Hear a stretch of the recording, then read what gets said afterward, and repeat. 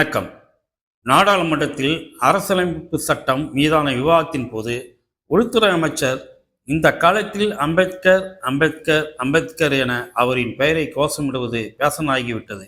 இத்தனை முறை அம்பேத்கர் பெயரை கூறியதுக்கு பதிலாக கடவுளின் பெயரை கூறியிருந்தால் அவர்களுக்கு சொர்க்கத்திலாவது இடம் கிடைத்திருக்கும் என அம்பேத்கர் மீதான தனது கொடிய வெறுப்பையும் வெறித்தனமான வன்மத்தையும் கக்கியுள்ளார். இது அமித்ஷாவுக்கு மட்டுமல்ல, RSS அமைப்புக்கு இருக்கும் சித்தாந்த ரீதியான வெறுப்பின் வெளிப்பாடே ஆகும். அம்பேத்கர் முன்வைக்கும் சமத்துவத்தை எந்த காலத்திலும் RSS ஏற்றுக்கொண்டதில்லை. பிறப்பால் ஏற்றத்தாழ்வு, ஜாதி, மதம் என்பது அடியோடு அகற்றப்பட வேண்டும் என அம்பேத்கர் முழங்கினார்.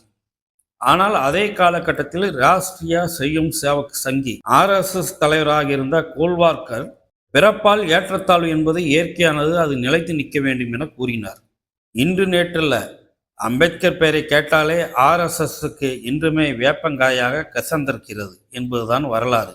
சட்ட அமைச்சராக இருந்த அம்பேத்கர் இந்து கோட்பில் இயற்றுவதன் மூலம் இந்து தனிநபர் சட்டங்களை சீர்திருத்த முயன்றார். அப்போது RSSல் இருந்த சியமா பிரசாத் முகர்ஜி உள்ளிட்ட சனாதனவாதிகள் கடுமையாக எதிர்த்தனர். இந்து மதத்தினுள் பாலின சமத்துவத்தை அனுமதிக்க மறுத்தனர். அம்பேத்கரின் ஒவ்வொரு சீர்திருத்த முயற்சிக்கும் முட்டுக்கட்டை போட்ட போதுதான் அம்பேத்கர் தனது பதவியை ராஜினாமா செய்தார்.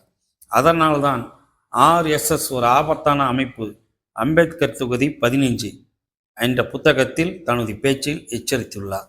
அதன் பின்னர்தான் RSS வழிகாட்டுதலுடன் சியமா பிரசாத் முகர்ஜி 1961 பாரதிய ஜனசங்கத்தை உருவாக்கினார். அந்த சனாதன சங்கம்தான் இன்று பாரதிய ஜனதாவாக நாடாளுமன்றத்தை ஆக்கிரமித்து இருக்கிறது.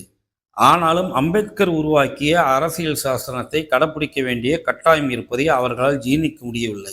இந்திய அரசியலமைப்புக்கு பதிலாக மனுஸ்மிருதியை முதல் நாளிலிருந்தே அமுல்படுத்த RSS விரும்பி முடியாமல் போனது.